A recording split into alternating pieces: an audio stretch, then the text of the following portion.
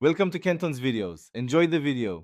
In this video, I will explain how to turn off your BMW 5 Series. First, make sure your vehicle is completely stopped and the gear selector is in the park position. You'll find the engine start/stop button typically near the steering wheel or on the center console.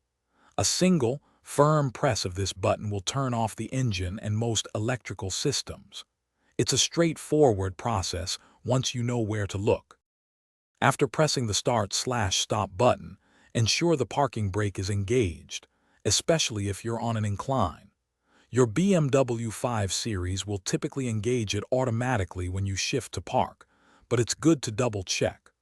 Also, glance at your iDrive screen for any lingering messages or warnings that might indicate an incomplete shutdown or a system still active.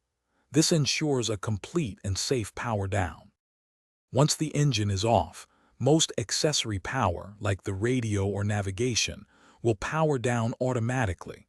If you want to keep some accessories on, you might need to press the start/stop button without your foot on the brake.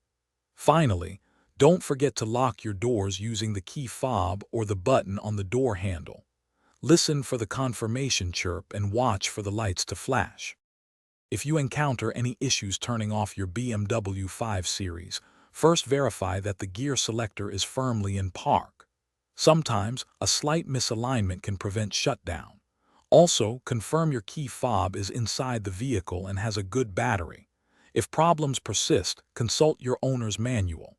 And hey, for more great tips and deals, including a link to the Owala water bottle, check the description below. Stay safe and hydrated. Thanks for watching. Consider subscribing if we helped you.